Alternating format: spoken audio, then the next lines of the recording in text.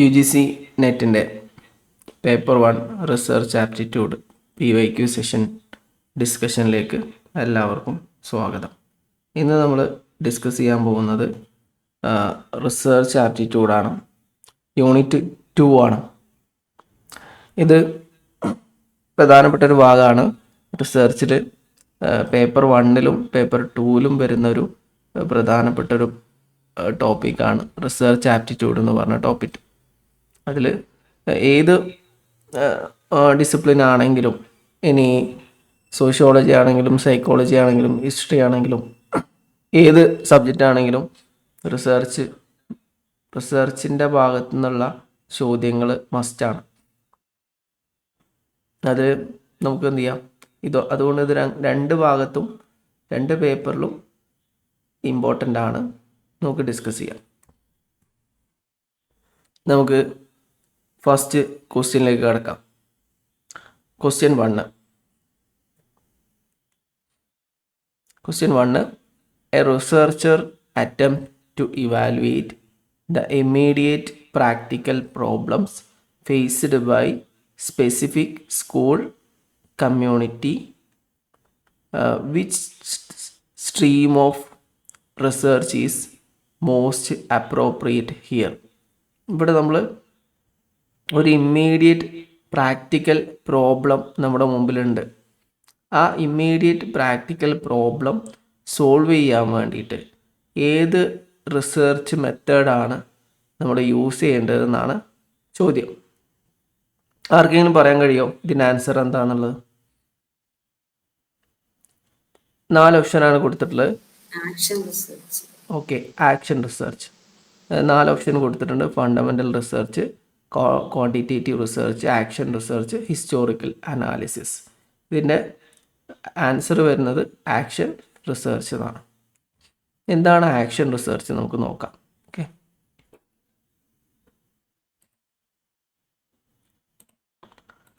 ഈ ആക്ഷൻ റിസർച്ചുമായി ബന്ധപ്പെട്ട് ഉള്ള ടോപ്പിക്ക്, വ്യത്യസ്ത ടൈപ്സ് ഓഫ് റിസർച്ചുമായി ബന്ധപ്പെട്ടിട്ടുള്ള ടോപ്പിക്ക് ധാരാളം എക്സാമിന് ചോദിക്കാറുണ്ട്. Especially action research, basic research, ഒരുപാട് ഫണ്ടമെൻ്റൽ റിസർച്ച്, ഇങ്ങനെയുള്ള ടോപ്പിക്കുമായി ബന്ധപ്പെട്ട് കാണാറുണ്ട്.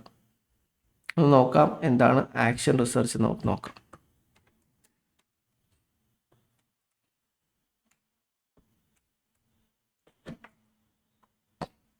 ആക്ഷൻ റിസർച്ച് എന്ന് പറഞ്ഞാൽ ഇതിൻ്റെ പ്രധാനപ്പെട്ട 4 പോയിന്റുകളുണ്ട്. ആക്ഷൻ റിസർച്ചുമായി ബന്ധപ്പെട്ട 5 പോയിന്റ്സ് ഉണ്ട്. നമുക്ക് നോക്കാം.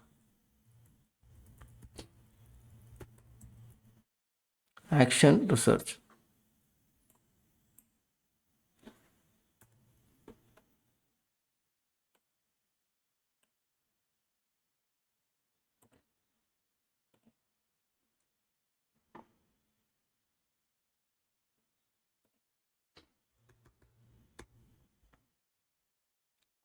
ആക്ഷൻ റിസർച്ചിലെ പ്രധാനപ്പെട്ടൊരു പോയിൻ്റാണ് ഇമ്മീഡിയറ്റ് പ്രോബ്ലം.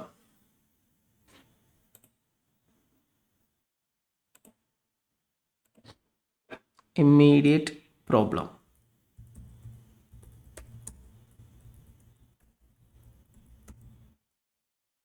സോൾവിങ്. പെട്ടെന്ന് ഒരു ഇമ്മീഡിയറ്റ് പ്രോബ്ലം സോൾവിങ്ങിനാണ് നമ്മൾ എന്ത് ചെയ്യുക, ആക്ഷൻ റിസർച്ച് യൂസ് ചെയ്യുക. ഒരു നമ്മുടെ മുമ്പിൽ ഒരു റിസർച്ചറെ മുന്നിൽ, അല്ലെങ്കിൽ റിസർച്ചർ ആയിരിക്കണമെന്നല്ല, ഒരു വ്യക്തിയുടെ മുന്നിൽ പെട്ടെന്ന് സോൾവ് ചെയ്യേണ്ട ഒരു പ്രോബ്ലം വരികയും അതിനൊരു ഇപ്പോൾ ഫോർ എക്സാമ്പിൾ ഒരു സ്പെസിഫിക് ക്ലാസ് റൂമിലെ എന്തെങ്കിലും ഇഷ്യൂസോ അങ്ങനെ എന്തെങ്കിലും ഒരു ചെറിയ immediate problem, practical problem solve ചെയ്യേണ്ട ഘട്ടത്തിലാണ് ഈ ആക്ഷൻ റിസർച്ച് നമ്മൾ യൂസ് ചെയ്യാം. അതാണ് ഈ ആക്ഷൻ റിസർച്ചിൻ്റെ പ്രധാനപ്പെട്ട ഒരു പോയിന്റ്. അത് പറയുന്നത് it is explicitly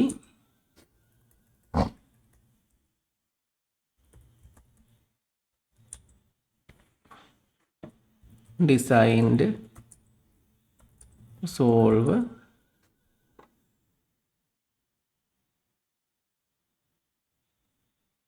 solve an immediate practical problem. ഇത് ഇമ്പോർട്ടൻ്റ് ആണ്, നോട്ട് ചെയ്ത് വെക്കണം, ഇമ്പോർട്ടൻ്റ് ആണ്. Problem in A local settings. രണ്ടാമത്തെ പോയിൻ്റാണ് ആക്ഷൻ റിസർച്ചുമായി ബന്ധപ്പെട്ട് രണ്ടാമത്തെ പ്രോബ്ലമാണ് പ്രാക്ടീഷണർ ലിഡ്.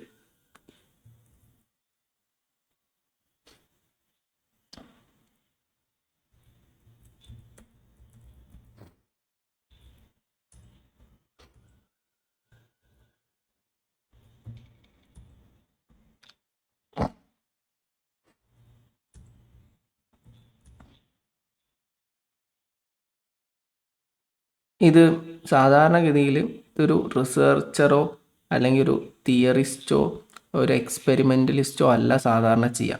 ഇത് ആരാണോ ഈ ഇഷ്യൂ ഫേസ് ചെയ്യുന്നത് അത് പ്രാക്ടീസ് ചെയ്യുന്ന ആ വ്യക്തിയാണ് എന്ത് ചെയ്യുക. ഫോർ എക്സാമ്പിൾ ഒരു ടീച്ചർ, കോളേജിലാണെങ്കിൽ സ്കൂളിലാണെങ്കിൽ ടീച്ചർ, ഒരു പ്രിൻസിപ്പൾ, ആരാണോ ഈ ഇഷ്യൂ ഫേസ് ചെയ്യുന്നത് അവരാണ് ഈ റിസർച്ച് എന്ത് ചെയ്യുക, ലീഡ് ചെയ്യുക. അതാണ് പ്രാക്ടീഷണർ ലെഡ് എന്ന് പറയുന്നത്. Okay, it is conducted by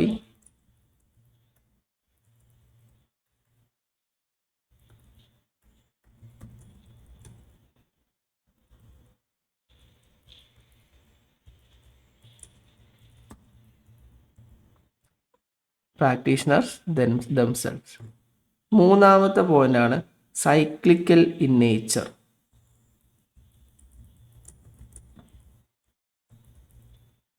അഞ്ച് പോയിൻ്റാണുള്ളത്. ഈ 5 പോയിൻ്റ് മാത്രം ഇതിൽ നോക്കിയാൽ മതി. ഒരുപാട് ഭാഗങ്ങളുണ്ട്, നമ്മൾ റിസർച്ച് ഓൾറെഡി പറഞ്ഞതുകൊണ്ട് പ്രധാനപ്പെട്ട ഭാഗങ്ങൾ മാത്രം ഒന്ന് ഡിസ്കസ് ചെയ്ത് പോകാം. ഇതിന് 6 ഘട്ടങ്ങൾ, ഇത് കുറച്ച് പ്രധാനപ്പെട്ടതാണ്. ഈ ആക്ഷൻ റിസർച്ചിന് 4 ഘട്ടങ്ങളുണ്ട്. Plan, action, observe, reflect. ഗവേഷകൻ എന്ത് ചെയ്യും, ആരാണോ പ്രാക്ടീസ് ചെയ്യുന്നത്, ആരാണോ ഈ ആക്ഷൻ റിസർച്ച് ചെയ്യുന്നത്, അവരാദ്യം പ്ലാൻ ചെയ്യും, പിന്നെ ആക്ട് ചെയ്യും, പിന്നെ ഒബ്സർവ് ചെയ്യും, റിഫ്ലക്റ്റ് ചെയ്യും. അതിൻ്റെ ബേസിൽ വീണ്ടും പ്ലാൻ ചെയ്യും, പിന്നെ ആക്ട് ചെയ്യും, ഒബ്സർവ് ചെയ്യും, റിഫ്ലക്റ്റ് ചെയ്യും. ഇതിങ്ങനെ സൈക്ലിക്കലായിട്ട് എന്ത് ചെയ്യും, മൂവ് ചെയ്തുകൊണ്ടിരിക്കും. അതായത് ഇപ്പോൾ ഒരു പ്രശ്നം വന്നു. ഫോർ എക്സാമ്പിൾ ഒരു ക്ലാസ്സിൽ നന്നായി പഠിക്കുന്ന കുട്ടികളുണ്ട്, തീരെ പഠിക്കാത്ത കുട്ടികളുണ്ട്. അപ്പോൾ എങ്ങനെ അവരെ ഒരുമിച്ച് കൊണ്ടുപോകും, അത് പ്രിൻസിപ്പൾ നേരിടുന്ന ഒരു വെല്ലുവിളിയാണെന്ന് കരുതാം. അപ്പോൾ പ്രിൻസിപ്പൾ ആദ്യം പ്ലാൻ ചെയ്തു, അത് ആക്ട് ചെയ്തു, പിന്നെ അതിൻ്റെ റിസൾട്ട് ഒബ്സർവ് ചെയ്തു, പിന്നെ അതിന് ശേഷം റിഫ്ലക്റ്റ് ചെയ്തു, പിന്നെ എന്ത് ചെയ്തു, ആക്ട് ചെയ്തു, അതിൻ്റെ ബേസിൽ ആക്ഷൻ എടുത്തു, പ്ലാൻ ചെയ്തു, ആക്ഷൻ എടുത്തു, ഒബ്സർവ് ചെയ്തു, റിഫ്ലക്റ്റ് ചെയ്തു. ഇതിങ്ങനെ സൈക്ലിക്കലായിട്ട് മൂവ് ചെയ്യുകയാണ് ചെയ്യാം. It follows a continuous cycle of plan, action, observe,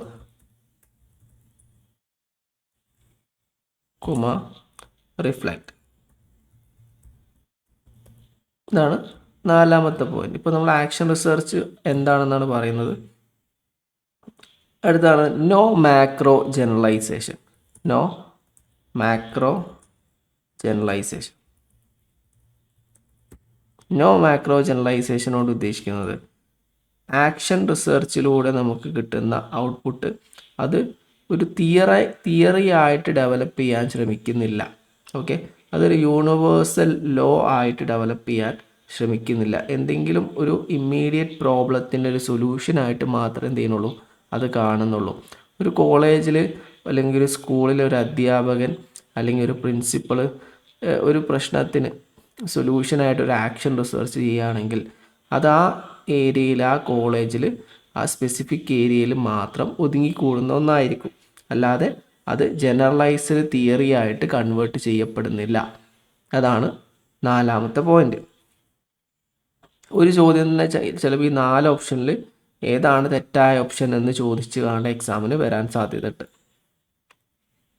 അപ്പോൾ no macro generalisation. The goal is not to discover universal loss.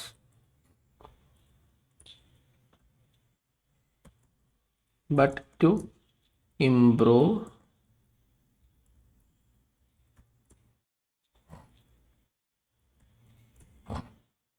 local quality. പ്രാദേശികമായിട്ടുള്ള നീഡ്സ് മാത്രമാണ് ഇവിടെ ഉണ്ടാവുക. അടുത്താണ് context specific.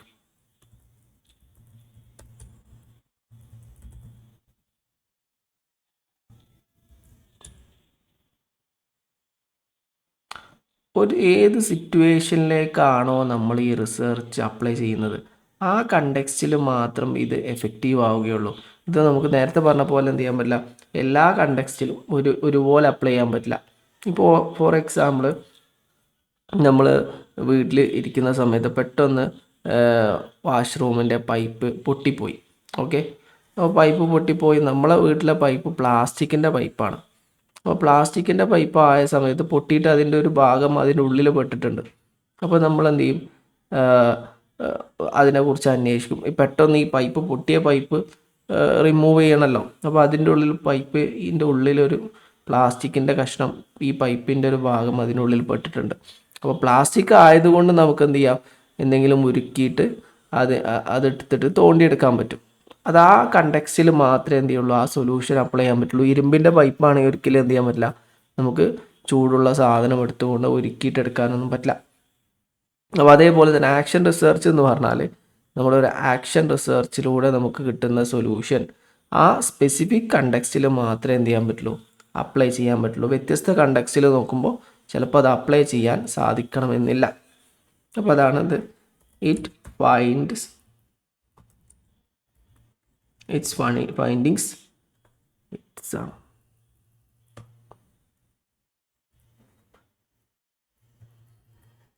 its findings are applied directly to the situation where the data is gathered. നമ്മൾ ഏത് മേഖലയിലാണ് എവിടെയാണെങ്കിൽ data collect ചെയ്തിട്ടുള്ളത് ആ മേഖലയെ മാത്രമേ എന്ത് ചെയ്യാൻ പറ്റുള്ളൂ, നമ്മൾ ഈ ആക്ഷൻ റിസർച്ച്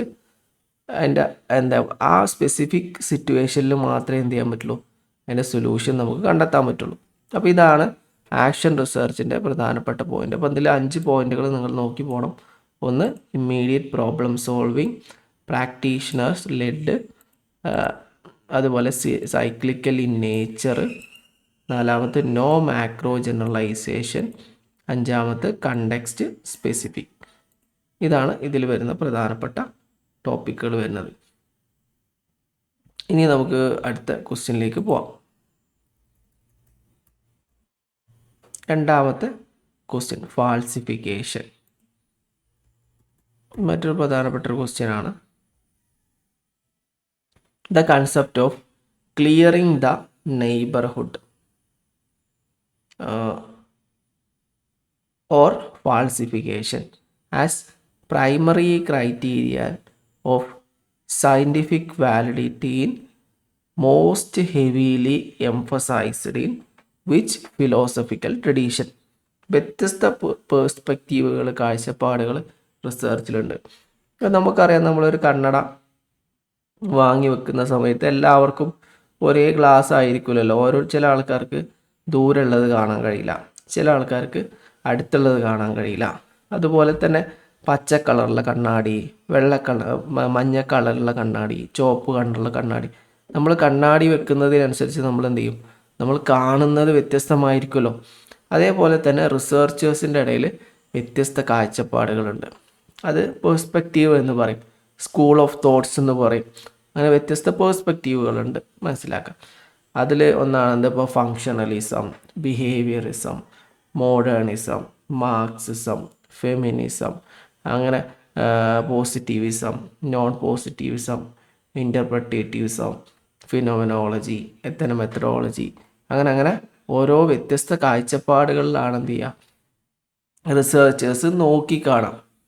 ഇവിടെ ക്ലിയറിങ് ദ നെയ്ബർഹുഡ് അല്ലെങ്കിൽ ഫാൾസിഫിക്കേഷൻ എന്ന് പറയുന്ന കൺസെപ്റ്റ് ഇതിൽ ഏത് പേഴ്സ്പെക്റ്റീവിൽ വരുന്നതാണെന്നാണ് ചോദ്യം.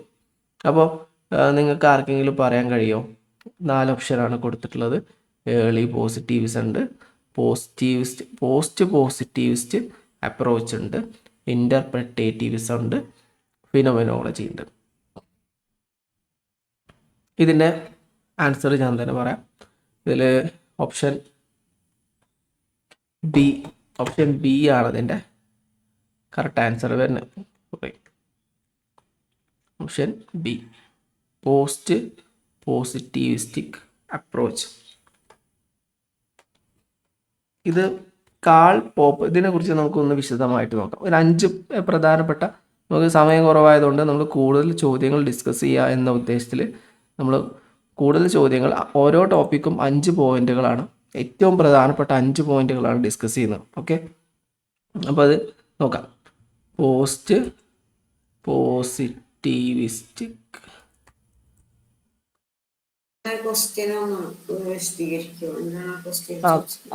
ക്വസ്റ്റ്യൻ എന്ന് പറഞ്ഞാൽ ഫാൾസിഫിക്കേഷൻ എന്ന് പറഞ്ഞ കൺസെപ്റ്റ് ഈ പറഞ്ഞ 4 പേഴ്സ്പെക്റ്റീവിൽ ഏത് പേഴ്സ്പെക്റ്റീവാണ് വിശദീകരിക്കുന്നതാണ് ക്വസ്റ്റ്യൻ.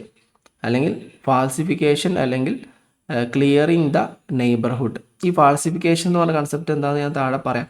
അതാണ് എക്സ്പ്ലനേഷനിൽ പറയുന്നത്. അത് പോസ്റ്റ് പോസിറ്റീവിസത്തിലാണ് ഈ ഫാൾസിഫിക്കേഷൻ എന്ന് പറഞ്ഞ കൺസെപ്റ്റ് വരുന്നത്. അപ്പോൾ പോസ്റ്റ് പോസിറ്റീവ്സ് എന്താണെന്ന് നമ്മൾ മനസ്സിലാക്കണം. എന്നാൽ ഫാൾസിഫിക്കേഷൻ എന്താണെന്ന് മനസ്സിലാവും. പോസ്റ്റ് പോസിറ്റിവിസ്റ്റിക് ഫാൾസിഫിക്കേഷൻ ആണല്ലോ ഇപ്പോൾ നമ്മൾ പറയുന്നത്. ഫാൾസിഫിക്കേഷൻ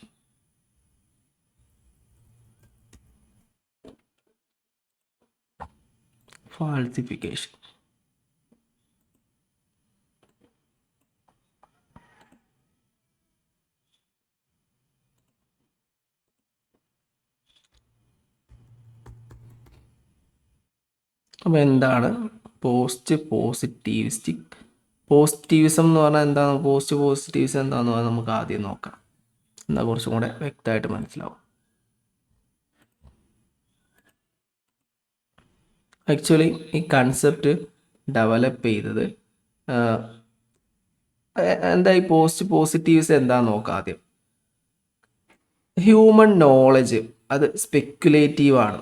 കംപ്ലീറ്റ് എല്ലാ മനുഷ്യൻ്റെ എല്ലാ അറിവുകളും ഒരു ഊഹത്തിൻ്റെ ബേസിലാണ്. ഒരിക്കലും നമുക്ക് പൂർണ്ണമാണെന്ന് പറയാൻ കഴിയില്ലാണെന്നാണ് പോസ്റ്റ് പോസിറ്റീവ്സം പറയുന്നത്. നമ്മൾ എന്ത് മനസ്സിലാക്കുകയാണെങ്കിലും അതൊക്കെ എന്താണ്, ആ വ്യക്തിയുടെ പേഴ്സ്പെക്റ്റീവ് അനുസരിച്ചാണ്. അത് ആ വ്യക്തിയുടെ പേഴ്സ്പെക്റ്റീവ് മാത്രമാണ്. അത് പൂർണ്ണമായും ശരിയാവണമെന്നില്ല. ലോകത്തിലെ ഏത് നോളേജ് ആണെങ്കിലും അത് നോട്ട് കംപ്ലീറ്റ്ലി ആബ്സല്യൂട്ട്, അത് സ്പെക്കുലേറ്റീവ് ആണ് എന്നതാണ് പോസ്റ്റ് പോസിറ്റീവിസം പറയുന്നത്. ഇത് വളരെ പ്രധാനപ്പെട്ട ഒരു ഭാഗമാണ് പോസ്റ്റ് പോസിറ്റീവിസം. അപ്പോൾ അതിൽ പോസ്റ്റ് പോസിറ്റീവിസം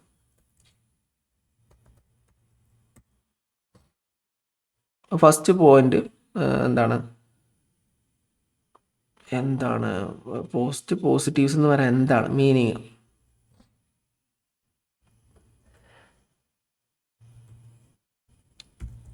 എന്താണ്? It is they argued that, ഒരു അഭിപ്രായം മാത്രമാണ്. ഓരോ പേഴ്സ്പെക്റ്റീവും ഓരോ കാഴ്ചപ്പാടിലാണ്. നമ്മൾ നേരത്തെ കണ്ണാടിയെക്കുറിച്ച് പറഞ്ഞല്ലോ. ഓരോ കണ്ണാടികളും വ്യത്യസ്ത കാഴ്ചകളാണ് കാണിക്കുന്നത് എന്നതുപോലെ തന്നെ റിസർച്ചിലെ വ്യത്യസ്ത പേഴ്സ്പെക്റ്റീവുകൾ വ്യത്യസ്ത കാര്യങ്ങളാണ് എന്ത് ചെയ്യുക, വിശദീകരിക്കുക. ഫോർ എക്സാമ്പിൾ സിമ്പിളായിട്ട് പറയാം, ഫെമിനിസ്റ്റ് കാഴ്ചപ്പാടാണെങ്കിൽ അവർ ജെൻഡർ ഇഷ്യൂസിനെയാണ് കൂടുതൽ ഫോക്കസ് ചെയ്യുന്നത്. Male female gender issues. ഇപ്പോൾ കാൾ മാർക്സിൻ്റെ കണ്ണാടി നമ്മൾ വെച്ചെടുത്ത് നോക്കി കഴിഞ്ഞാൽ അവിടെ ക്ലാസ് കോൺഫ്ലിക്റ്റുമാണ് കാണാൻ കഴിയുക. അതുപോലെ ഫങ്ഷണലിസ്റ്റ് പേഴ്സ്പെക്റ്റീവ് നോക്കി കഴിഞ്ഞാൽ എല്ലാം എന്താണ്, സൊസൈറ്റി ഒരു ഓർഡറിലാണ്. ഈ സൊസൈറ്റി നിലനിൽക്കാൻ വേണ്ടിയിട്ട് സൊസൈറ്റിയിൽ ഓരോ ഇൻസ്റ്റിറ്റ്യൂട്ടുകളുണ്ട്. അത് പ്രോപ്പറായിട്ട് ഫങ്ഷൻ ചെയ്താലാണ് സൊസൈറ്റി നിലനിൽക്കുക. അങ്ങനെ ഓരോ പോസിറ്റീവിസം, പോസ്റ്റ് പോസിറ്റീവിസം, അങ്ങനെ ഓരോ കൺസെപ്റ്റാണ്. അതിലൊന്നാണിത് post positivism. They argued that human knowledge is speculative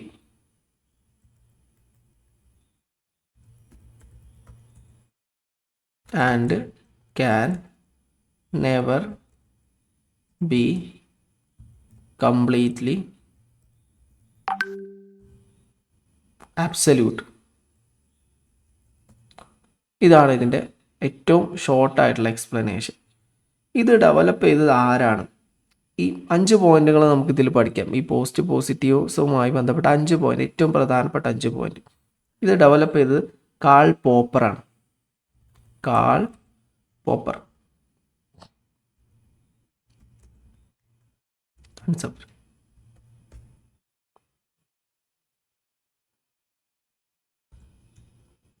call Popper പറയുന്നൊരു കൺസെപ്റ്റാണ്.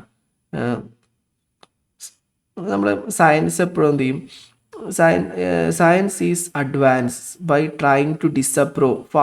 നമ്മൾ സയൻസ് ഇങ്ങനെ ഡെവലപ്പ് ചെയ്തുകൊണ്ടിരിക്കുന്നത് ശരിക്ക് നിലവിലുള്ള തിയറികളെ ഡിസപ്രൂവ് ചെയ്തുകൊണ്ടാണ് എന്നാണ് അദ്ദേഹം പറയുന്നത്. ഫോർ എക്സാമ്പിൾ, നമ്മളൊരു നിലവിലൊരു തിയറി, ഫോർ എക്സാമ്പിൾ പറയുകയാണെങ്കിൽ ഭൂമി, മുമ്പ് ഒരു എക്സാമ്പിൾ പറയാം. ആദ്യം മനുഷ്യൻ വിചാരിച്ചിരുന്നത്, മനുഷ്യൻ്റെ ഒരു തിയറി, ആദ്യത്തെ തിയറി ഭൂമി പരന്നിട്ടാണെന്നായിരുന്നു. അത് പിന്നീട് അതിൽ ഗവേഷണം നടന്നു, ഭൂമി ഉരുണ്ടിട്ടാണെന്ന് മനസ്സിലായി.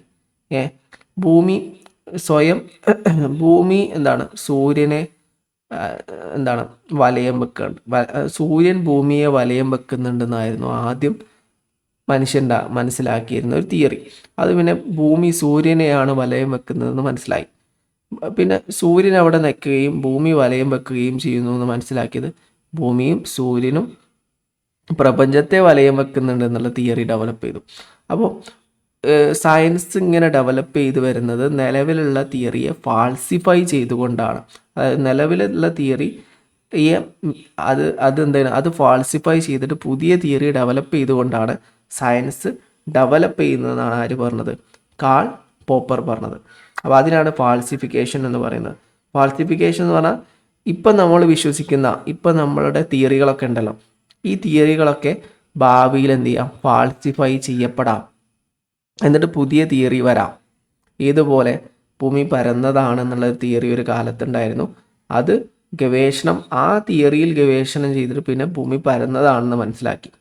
അതുപോലെ തന്നെ ഭൂമിയെ ചുറ്റുന്ന സൂര്യൻ, ഭൂമിയെ സൂര്യൻ ചുറ്റുന്നു എന്ന മുമ്പുള്ള theory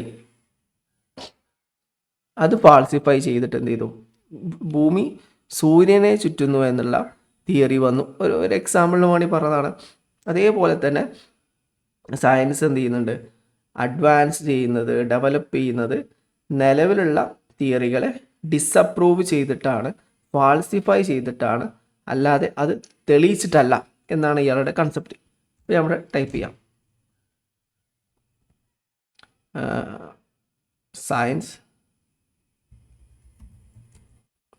advances by trying to disprove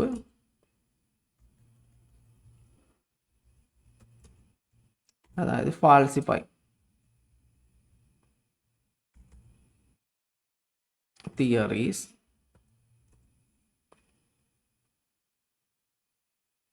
rather than just proving it. അതാണ് രണ്ടാമത്തെ പോയിന്റ്. മൂന്നാമത്തത് മോഡിഫൈഡ് ഒബ്ജക്റ്റിവിറ്റി. അതാണ് അടുത്ത പോയിന്റ്, മോഡിഫൈഡ് ഒബ്ജക്റ്റിവിറ്റി.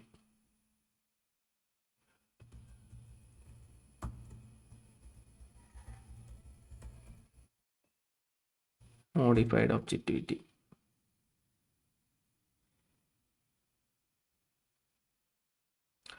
ഇവർ പറയുന്നത് റിസർച്ചറിൻ്റെ കാഴ്ചപ്പാടുകൾ, ബയാസുകൾ പഠനത്തെ സ്വാധീനിക്കുന്നു എന്നുള്ളതാണ്. അപ്പോൾ റിസർച്ചറുടെ കാഴ്ചപ്പാടുകൾ പഠനത്തെ, ഗവേഷണത്തെ സ്വാധീനിക്കാതിരിക്കാൻ വേണ്ടിയിട്ട് വ്യത്യസ്ത മൾട്ടിപ്പിൾ മെത്തേഡ്സ് യൂസ് ചെയ്യണം എന്നാണ് ഇവർ പറയുന്നത്. Okay, it recognise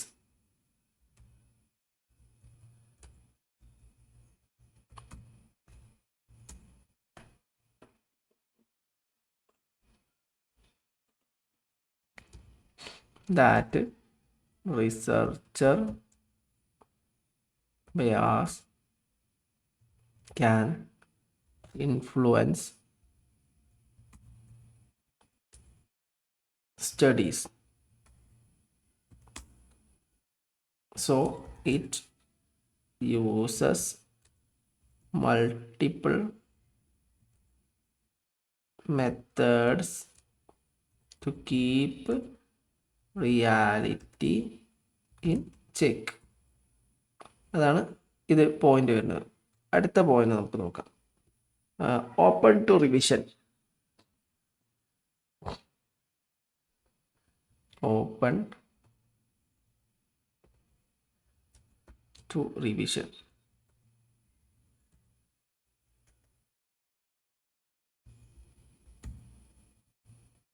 open to revision എന്ന് പറഞ്ഞാൽ എല്ലാ സയൻറ്റിഫിക് തിയറികളും റിവൈസ് ചെയ്യപ്പെടും. റിവൈസ് ചെയ്യപ്പെട്ടേക്കാം. അതായത് ഇന്ന് നമ്മൾ കാണുന്ന എല്ലാ സയൻറ്റിഫിക് തിയറികളും എന്താണ് പിന്നീട് കറക്റ്റ് ചെയ്യപ്പെട്ടേക്കാം, പിന്നെ റിജക്റ്റ് ചെയ്യപ്പെട്ടേക്കാം. ഫ്യൂച്ചറിൽ തെളിവുകൾ ലഭിക്കുന്നതിൻ്റെ അടിസ്ഥാനത്തിൽ എന്ത് ചെയ്യും, നിലവിലുള്ള തിയറികളൊക്കെ എന്ത് ചെയ്യാം, റിജക്റ്റ് ചെയ്യപ്പെട്ടേക്കാം, കറക്റ്റ് ചെയ്യപ്പെട്ടേക്കാം. അതാണ് open to revision. Every scientific claim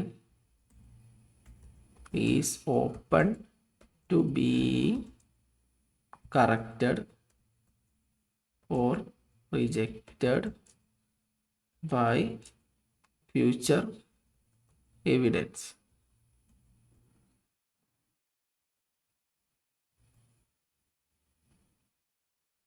അടുത്താണ് ക്രിട്ടിക് ഓഫ് ആബ്സല്യൂട്ട് പ്രൂഫ്. അഞ്ചാമത്തെ പോയിന്റാണ് ക്രിട്ടിക് of absolute proof.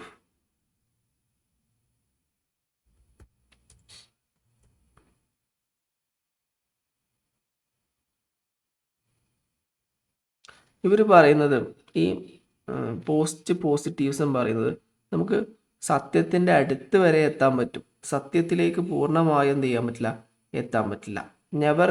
നമുക്ക് ഒന്നിനെയും എന്ത് ചെയ്യാൻ പറ്റില്ല, ഒരു തിയറിയെയും പൂർണ്ണമായിട്ട് മനസ്സിലാക്കാൻ സാധിക്കില്ല. അതിൻ്റെ അടുത്ത് വരെ എത്താൻ പറ്റും, എന്നാലും എന്ത് ചെയ്യും, അത് കറക്റ്റ് ചെയ്യപ്പെടാൻ, തിരുത്താനുള്ള സാധ്യതകൾ ഉണ്ടായിരിക്കും. നമ്മളൊരു കാര്യം മനസ്സിലാക്കി, ഇപ്പോൾ ഭൂമി ഉരുണ്ടതാണെന്ന് നമ്മളിപ്പോൾ മനസ്സിലാക്കി. അത് നമ്മൾ മനസ്സിലാക്കിയത് നമ്മളൊരു ധാരണ മാത്രമാണ്. ഒരു ഉദാഹരണത്തിന് വേണ്ടി പറഞ്ഞതാണ്. അത് പൂർണ്ണമായും ചിലപ്പോൾ ഉരുണ്ടതായിരിക്കണമെന്നില്ല. അത് പിന്നീട് ഭാവിയിൽ എന്തെങ്കിലും ഗവേഷണം നടക്കുമ്പോൾ, മറ്റ് തെളിവുകൾ ലഭിക്കുമ്പോൾ അത് തിരുത്തപ്പെട്ടേക്കാം എന്നാണ് ഇവർ പറയുന്നത്. അൺലൈക്ക് പോസിറ്റീവിസം, അല്ലെങ്കിൽ നമുക്ക് അങ്ങനെ പറയാം, it claims we can only come close to the truth, never capture it perfectly. അപ്പോൾ നമുക്ക് സത്യത്തിൻ്റെ അടുത്ത് വരെ എത്താൻ പറ്റും, നമുക്ക് അതിനെന്ത് ചെയ്യാൻ പറ്റില്ല, പൂർണ്ണമായിട്ട് മനസ്സിലാക്കാൻ പറ്റില്ല. അതാണ് പോസിറ്റീവിസത്തിൻ്റെ പ്രധാനപ്പെട്ട 5 പോയിന്റുകൾ. ഈ 5 പോയിന്റുകൾ നോക്കി പോകണം, ഇത് ഇമ്പോർട്ടൻ്റ് ആണ്. നമുക്ക് അടുത്ത ക്വസ്റ്റ്യനിലേക്ക് പോവാം. 3 പോസിറ്റീവ്സ്. കാൾ പോപ്പറും ഇതിൻ്റെ ഒരു തിങ്കർ മാത്രമാണ്. ഇത് മാത്രമല്ല, വേറെ കുറേ തിങ്കേഴ്സ് പോസിറ്റീവിസത്തിലുണ്ട്. ഇത് പറയുന്നത് ശരിക്കും എന്താണ്, എന്തോ ഫാൾസിഫൈ ചെയ്യപ്പെട്ടേക്കാം. ഓരോ സയൻറ്റിഫിക് ഡെവലപ്മെൻറ്റ് വരുന്നത് എന്താണ്, സയൻസ് അഡ്വാൻസ് ചെയ്യുന്നത് എന്താണ്, നിലവിലുള്ള തിയറികളെ ഫാൾസിഫൈ ചെയ്തുകൊണ്ടാണ്, അല്ലാതെ അത് പ്രൂവ് ചെയ്തുകൊണ്ടല്ല എന്നാണ് ഇവർ പറയുന്നത്. അപ്പോൾ നമ്മൾ എന്ത് തിയറികളും, പുതിയ തിയറികൾ വരുന്നത് നിലവിലുള്ള തിയറിയെ ചാലഞ്ച് ചെയ്തുകൊണ്ടാണ്. ഒരു തിയറി നമ്മൾ ചെയ്യുന്ന സമയത്ത് നമ്മൾ ഒരു നൾ ഹൈപ്പോത്തിസിസ് സെറ്റ് ചെയ്യും. ഈ നൾ ഹൈപ്പോത്തിസിസ് ഡിസപ്രൂവ് ചെയ്യുമ്പോഴാണല്ലോ എന്ത് സംഭവിക്കുന്നത്, പുതിയ തിയറി ഡെവലപ്പ് ചെയ്യുന്നത്. അപ്പോൾ അതാണ് ഇതിന് മനസ്സിലാക്കേണ്ടത്. അടുത്ത ക്വസ്റ്റ്യനിലേക്ക് നമുക്ക് പോവാം.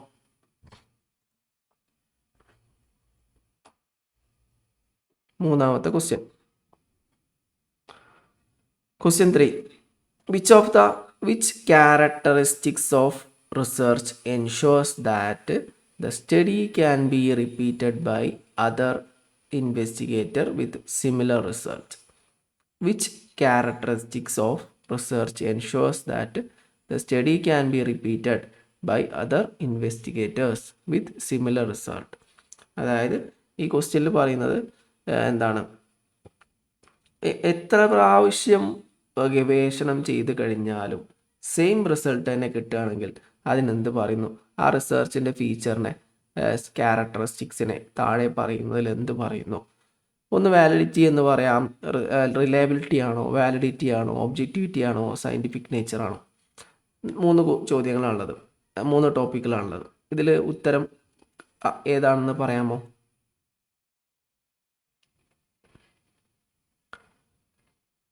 വാലിഡിറ്റി ഉണ്ട്, റിലയബിലിറ്റി ഉണ്ട്, ഒബ്ജക്റ്റിവിറ്റി ഉണ്ട്, സയൻറ്റിഫിക് നേച്ചറാണ്. അതായത് എത്ര പ്രാവശ്യം നമ്മൾ ചെയ്തു കഴിഞ്ഞാലും ഒരേ ഉത്തരം തന്നെയാണ് കിട്ടുക. അതിന് റിലയബിലിറ്റി എന്നാണ് പറയുന്നത്. യെസ്, റിലയബിലിറ്റി എന്നാണ് പറയുന്നത്. റിലയബിലിറ്റി, വാലിഡിറ്റി എന്ന് പറഞ്ഞ 2 പ്രധാനപ്പെട്ട കൺസെപ്റ്റുകളുണ്ട്. അത് നമ്മൾ മുമ്പ് ഡിസ്കസ് ചെയ്തതാണ്. നമുക്കിവിടെ എന്ത് ചെയ്യാം, ഒന്നുകൂടി ഡിസ്കസ് ചെയ്യാം. റിലയബിലിറ്റിക്ക് പ്രധാനപ്പെട്ട 5 പ്രധാനപ്പെട്ട പോയിന്റുകൾ നമ്മൾ നോക്കേണ്ടതുണ്ട്. എന്തൊക്കെയാണ് നമുക്ക് നോക്കാം.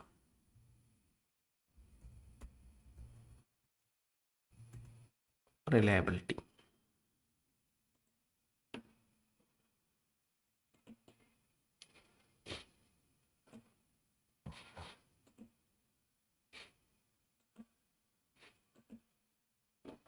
റിലയബിലിറ്റിയിലെ പ്രധാനപ്പെട്ട പോയിന്റുകൾ. ഒന്നാമത്തെ പോയിന്റ്,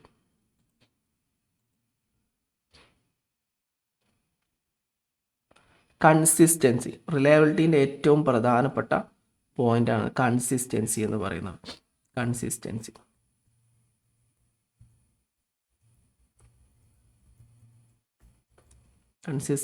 ഓഫ് റിസൾട്ട് എന്ന് പറയാം.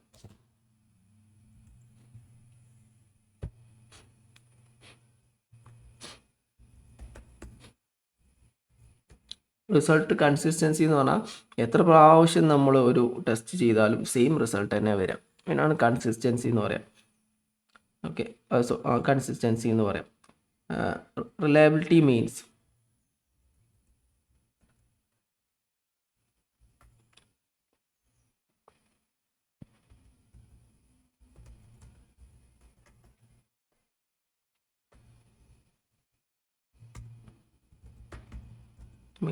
a research instrument or test yields the same stable result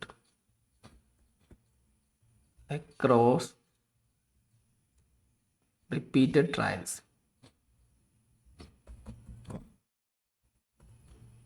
എത്ര പ്രാവശ്യം നമ്മൾ ടെസ്റ്റ് ചെയ്താലും സെയിം റിസൾട്ടാണ് കിട്ടുക. അതാണ് ആദ്യത്തെ പോയിന്റ്. രണ്ടാമത് റിപ്ലിക്കബിലിറ്റി.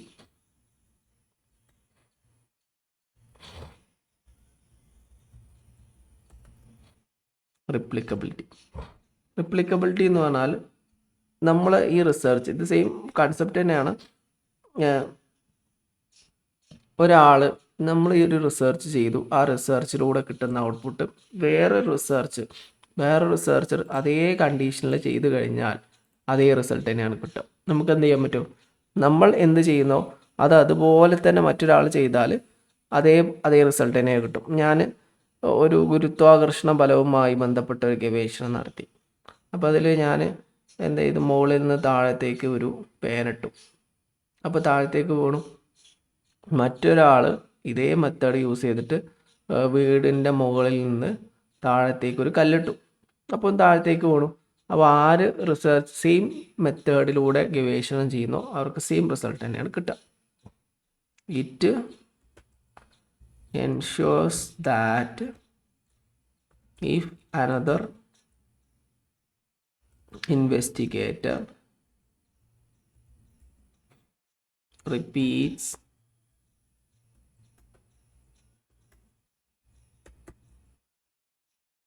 the exact study under the same condition, they will get the same result അല്ലെങ്കിൽ സിമിലർ ഡാറ്റ. ഓക്കെ, അത് രണ്ടാമത്തെ പോയിൻ്റാണ്. നമുക്ക് മൂന്നാമത്തെ പോയിന്റ് നോക്കാം, ഇൻറ്റേർണൽ സ്റ്റെബിലിറ്റി.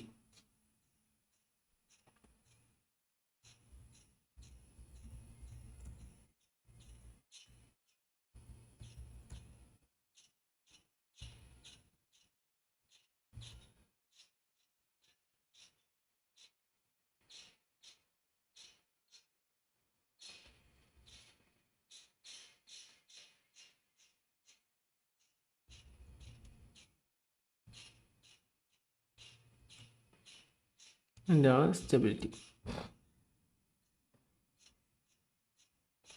ഈ റിലയബിലിറ്റിയിലൂടെ നമുക്ക് എന്ത് മനസ്സിലാക്കാൻ പറ്റും? ഇത് ഈ ടെസ്റ്റ് എന്താണ് പ്രോപ്പറായിട്ട് ഫങ്ഷൻ ചെയ്യുന്നുണ്ട് എന്ന് മനസ്സിലാക്കാം. ഈ ടെസ്റ്റ് ഒരു ഗവേഷകൻ ഒരു റിസർച്ച് ചെയ്യുന്ന സമയത്ത് റിലയബിലിറ്റി ടെസ്റ്റ് ചെയ്യുകയാണെങ്കിൽ, റിലയബിലിറ്റി പോസിറ്റീവ് ആണെങ്കിൽ, സെയിം റിസൾട്ട് പല പ്രാവശ്യം കിട്ടുകയാണെങ്കിൽ അതിലൂടെ എന്ത് മനസ്സിലാക്കാം? ഇൻറ്റേർണലി ഈ ടെസ്റ്റ് ഇൻറ്റേർണലി സ്റ്റേബിൾ ആണെന്ന് മനസ്സിലാക്കാം. ഈ ടെസ്റ്റ് സ്മൂത്തായിട്ട് ഫങ്ഷൻ ചെയ്യുന്നുണ്ട്, റാൻഡം എറേഴ്സ് ഒന്നും ഇല്ല എന്നതിലൂടെ എന്ത് ചെയ്യാൻ പറ്റും? ഈ ടെസ്റ്റിലൂടെ നമുക്ക് മനസ്സിലാക്കാൻ പറ്റും. അതാണ് ഇൻറ്റേർണൽ സ്റ്റെബിലിറ്റി എന്ന് പറയുന്നത്. It shows that the test item are functioning smoothly and are free from random errors. അതാണ് മൂന്നാമത്തെ പോയിന്റ്.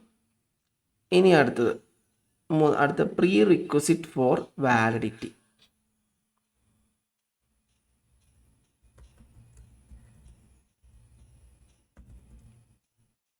അടുത്ത പോയിന്റാണ് പ്രീ റിക്വസിറ്റ് ഫോർ വാലിഡിറ്റി. ഒരു റിസർച്ച് വാലിഡ് ആണോ അല്ലയോ എന്ന് അറിയണമെങ്കിൽ ആദ്യം അത് റിലയബിൾ ആണോ എന്ന് ആദ്യം അറിയണം. ഒരു ഡാറ്റ റിലയബിൾ ആണെങ്കിൽ മാത്രമേ എന്ത് ചെയ്യാൻ പറ്റുള്ളൂ? അത് വാലിഡ് ആണെന്ന് ഗ്യാരണ്ടി ചെയ്യാൻ പറ്റുള്ളൂ.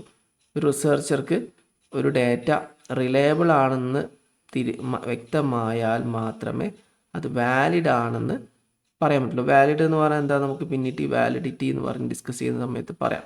നമ്മൾ ഓൾറെഡി ഡിസ്കസ് ചെയ്താണ്. വാലിഡ് എന്ന് പറഞ്ഞാൽ, വാലിഡിറ്റി എന്ന് പറഞ്ഞാൽ എന്താണോ ഗവേഷകൻ കണ്ടെത്താൻ ഉദ്ദേശിക്കുന്നത് അത് തന്നെ കണ്ടെത്തുന്നതിനാണ് എന്ത് പറയാം? വാലിഡിറ്റി എന്ന് പറയാം. വാലിഡിറ്റി എന്ന് പറഞ്ഞാൽ ആക്യുറസി എന്നാണ് അർത്ഥം. റിലയബിലിറ്റി എന്ന് പറഞ്ഞാൽ കൺസിസ്റ്റൻസി എന്നാണ് അർത്ഥം. റിലയബിലിറ്റി എന്ന് പറഞ്ഞാൽ എത്ര പ്രാവശ്യം നമ്മൾ ടെസ്റ്റ് ചെയ്യുന്നു അത്ര പ്രാവശ്യം സെയിം റിസൾട്ട് കിട്ടുകയാണെങ്കിൽ അത് റിലയബിൾ ആണ്.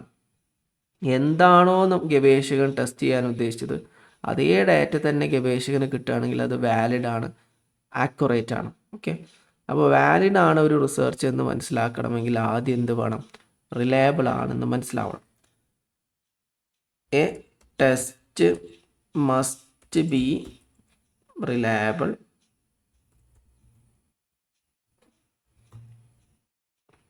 before it can be considered truly valid.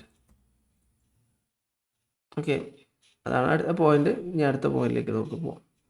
അടുത്ത quality indicator.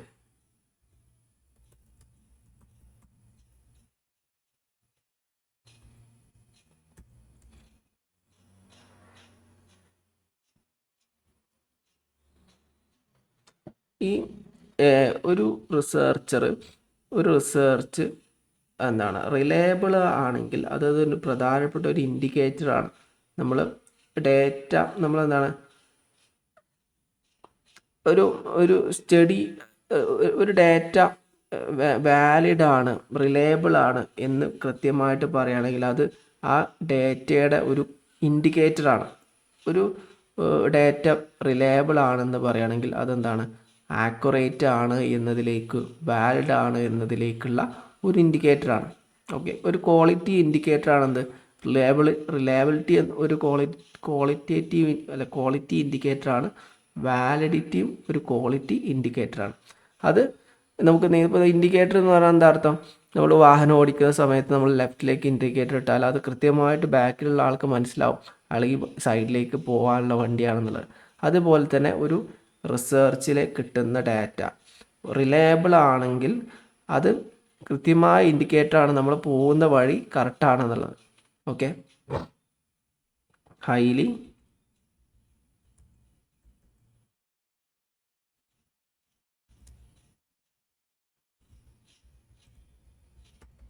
High reliability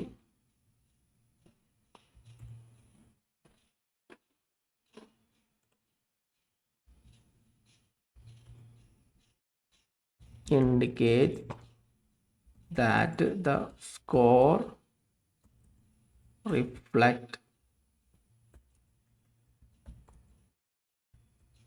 steady rates rather than temporary guessing or noise. ഒരു ഊഹം മാത്രമല്ല, ഇതൊരു പ്രധാനപ്പെട്ട ഇൻഡിക്കേറ്റർ ആണെന്നാണ് ഇതിൽ പറയുന്നത്. ഇനി നമുക്ക് അടുത്ത ക്വസ്റ്റ്യനിലേക്ക് പോവാം. ഓക്കെ, അടുത്ത പ്രധാനപ്പെട്ട ക്വസ്റ്റ്യൻ ഇത് ഇന്ന് നിങ്ങൾക്ക് റിസർച്ചുമായി ബന്ധപ്പെട്ട 150 ചോദ്യങ്ങൾ അടങ്ങുന്ന ഒരു ക്വസ്റ്റ്യൻസാണ്. ഈ PDF 150 ചോദ്യങ്ങളുണ്ട്. ഇതിൽ പരമാവധി നമ്മൾ ഡിസ്കസ് ചെയ്യും. ബാക്കി നിങ്ങൾ ഇന്ന് എല്ലാ ക്വസ്റ്റ്യൻസും നിർബന്ധമായിട്ട് നോക്കുക. ഇതിൻ്റെ ആൻസർ കീ ലാസ്റ്റ് ഉണ്ടായിരിക്കും. ഇതൊരു ക്വസ്റ്റ്യൻ പേപ്പർ മോഡൽ തന്നെയാണ്. റിസർച്ചിൽ നിന്ന് മാത്രം കഴിഞ്ഞ ഒരു 10 വർഷത്തിൽ നിന്ന് ചോദിച്ചിട്ടുള്ള ചോദ്യങ്ങൾ അടങ്ങുന്ന ഒരു ക്വസ്റ്റ്യൻ പേപ്പറാണിത്. ബാക്കി ഞാൻ ക്ലാസ് കഴിഞ്ഞാൽ നിങ്ങൾക്ക് ഷെയർ ചെയ്യും. നിങ്ങൾ എന്ത് ചെയ്യുക, ബാക്കി ഡീറ്റെയിൽ ആയിട്ട് തന്നെ എന്ത് ചെയ്യാം, പഠിച്ചു പോവാം. പോസിറ്റീവിസം എന്താണ്? പോസിറ്റീവിസവുമായി ബന്ധപ്പെട്ടുള്ള ഒരു കൺസെപ്റ്റാണ്. Positivism in research relies primarily on which form of epistemological process. Positivism, non positivism എന്നൊക്കെ പറഞ്ഞാൽ ഇത് വ്യത്യസ്ത പേഴ്സ്പെക്റ്റീവുകളാണെന്ന് നമ്മൾ നേരത്തെ പറഞ്ഞു. പോസിറ്റീവിസം എന്താണെന്ന് നമ്മൾ തൊട്ട് മുകളിൽ പറഞ്ഞു. പോസിറ്റീവിസം എന്ന് പറഞ്ഞാൽ പോസിറ്റീവിസത്തിൻ്റെ ഫീച്ചർ എന്താണ്, അതിൻ്റെ എപ്പിസ്റ്റമോളജിക്കൽ പ്രോസസ്സ് ഏതാണെന്നാണ് താഴെ ചോദിക്കുന്നത്. അപ്പോൾ നമുക്ക് വിശദീകരിക്കാം. അതിൻ്റെ ആൻസർ വരുന്നത് ഓപ്ഷൻ ബി ആണ് കേട്ടോ. ഡിഡക്റ്റീവ് ആൻഡ് ഒബ്ജക്റ്റീവ് ഇവാലുവേഷൻ എന്നാണ് അതിൻ്റെ മീനിങ് വരുന്നത്, അതിൻ്റെ ആൻസർ വരുന്നത്. അതിൻ്റെ വിശദീകരണത്തിലേക്ക് നമുക്ക് പോവാം. Deductive evaluation. അപ്പോൾ അതിൻ്റെ വിശദീകരണം നോക്കാം നമുക്ക്.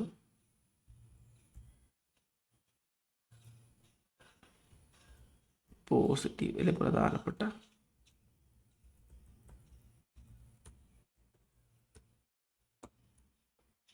ഫ്രെയിംവർക്ക്. പോസിറ്റീവിസം ഫ്രെയിംവർക്ക് എന്ന് പറഞ്ഞാൽ എന്താണ്? നമുക്ക് അതിൻ്റെ ഫീച്ചേഴ്സ് വിശദമായിട്ട് നോക്കാം.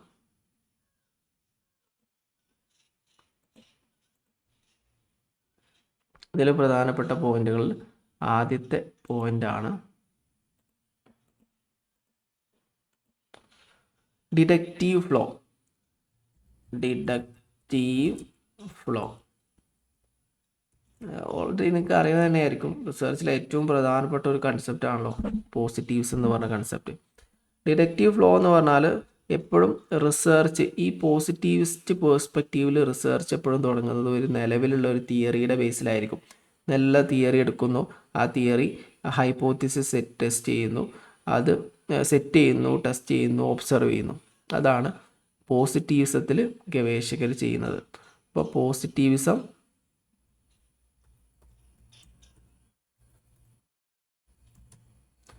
starts with an existing theory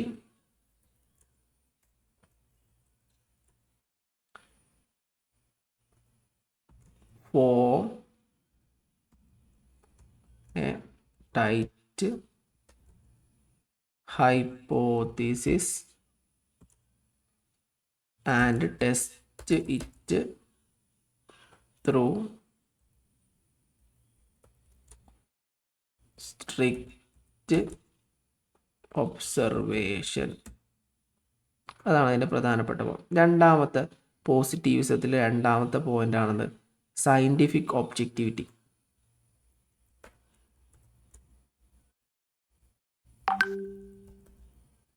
scientific objectivity എന്താണ് സയൻറ്റിഫിക് ഒബ്ജക്റ്റിവിറ്റി എന്ന് പറഞ്ഞാൽ? മറ്റ് സാമൂഹ്യ ശാസ്ത്രം, മറ്റ് ശാസ്ത്രം, സോഷ്യൽ റിസർച്ച് മറ്റ് റിസർച്ചുകളെ പോലെ തന്നെ ഫിസിക്സ്, കെമിസ്ട്രി, ബയോളജി ഇതേപോലെ തന്നെ നമുക്ക് എന്ത് ചെയ്യാൻ പറ്റും? ശാസ്ത്രീയമായിട്ട് പഠിക്കാൻ പറ്റും എന്നാണ് പോസിറ്റീവിസം പറയുന്നത്. ഈ പോസിറ്റീവിസ്റ്റ് കൺസെപ്റ്റിനെ കുറിച്ച് കുറേ തിങ്കേഴ്സിനെ കുറിച്ച് അഗസ്റ്റ് കോംറ്റെ അങ്ങനെയുള്ള കുറേ തിങ്കേഴ്സ് ഇതിനെക്കുറിച്ച് വിശദീകരിക്കുന്നത് അത് നമ്മൾ പിന്നീട് ഡിസ്കസ് ചെയ്യാം. ഇപ്പോൾ നമുക്ക് എന്ത് ചെയ്യാം? സയൻറ്റിഫിക് ഒബ്ജക്റ്റിവിറ്റി എന്താ നോക്കാം. It treat social science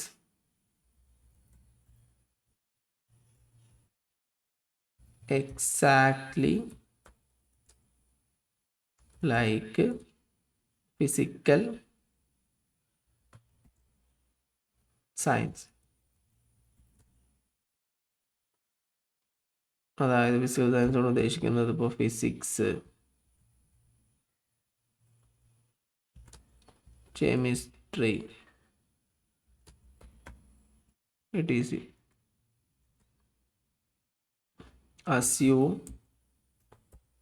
assuming an external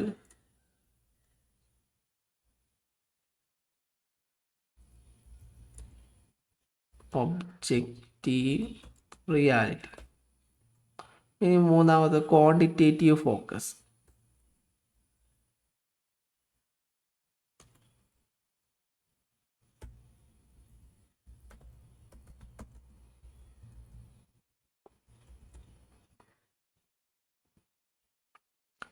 ഇവിടെ റിസർച്ചർ എപ്പോഴും ക്വാണ്ടിറ്റേറ്റീവ് ഡാറ്റയ്ക്കാണ് ഫോക്കസ് കൊടുക്കുക. അതായത് numbers, mathematic models, numbers, statistical data ഇതിനൊക്കെയാണ് എന്ത് ചെയ്യുക? റിസർച്ചർ പ്രാധാന്യം കൊടുക്കുക. It relies on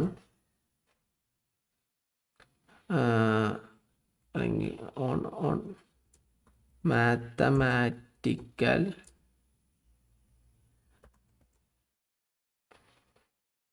models, numbers, അതുപോലെ തന്നെ സ്റ്റാറ്റിസ്റ്റിക്കൽ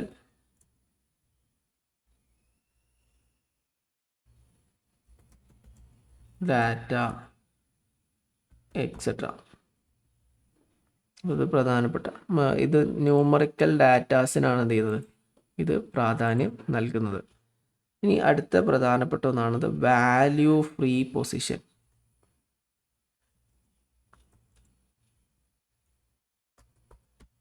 വാല്യൂ ഫ്രീ പൊസിഷൻ ഗവേഷകൻ എപ്പോഴും അൺബയാസ്ഡ് ആയിട്ട് നിലനിൽക്കുന്നതാണ് പോസിറ്റീവിസ്റ്റിൻ്റെ പ്രത്യേകത.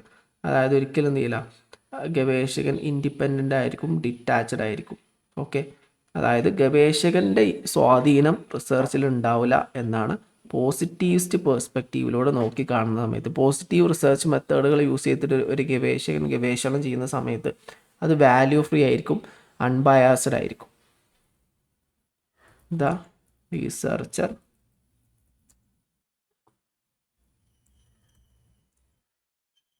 completely detached and independent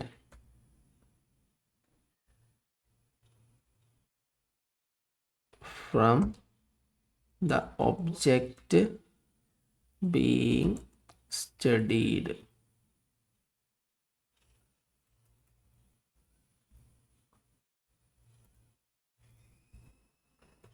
അടുത്ത ലാസ്റ്റ് പോയിന്റ് ആണ് യൂണിവേഴ്സൽ ലോ.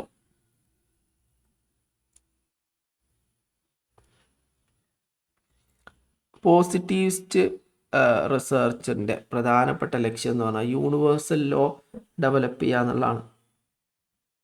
ഏത് തിയറിയും നമുക്ക് ജനറലൈസ് ചെയ്യാൻ പറ്റും, ഏത് തിയറിയിലൂടെയും നമുക്ക് എന്ത് ചെയ്യാൻ പറ്റും?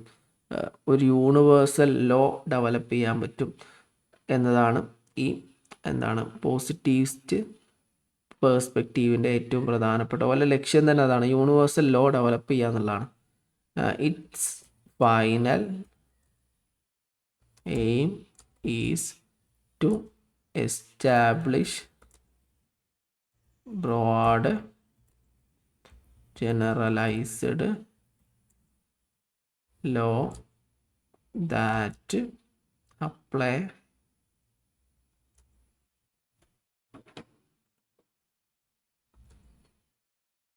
across all human societies. അപ്പോൾ ഇതാണ് എന്ത് പോസിറ്റീവിസത്തിൻ്റെ പ്രധാനപ്പെട്ട ഫീച്ചേഴ്സ് എന്ന് പറയുന്നത്. ഇതിൽ ഓരോ ചോദ്യങ്ങളും പ്രധാനപ്പെട്ടതാണ്. ഏറ്റവും പ്രധാനപ്പെട്ട കൺസെപ്റ്റുകളാണ് ഈ 150 ചോദ്യങ്ങളിൽ കൊടുത്തിട്ടുള്ളത്. നിങ്ങളെ ഡ്യൂട്ടിയാണ് ഇന്ന് വൈകുന്നേരം ആവുന്ന സമയത്ത്, ഇന്ന് ഈവനിങ്ങിൽ നമുക്ക് ഒരു സെഷനും കൂടി ഉണ്ടായിരിക്കും. അതിന് മുമ്പ് ഈ 150 ചോദ്യങ്ങളും നോക്കുക, അതിൻ്റെ ഉത്തരം ഏതാണെന്ന് മനസ്സിലാക്കി വെക്കുക.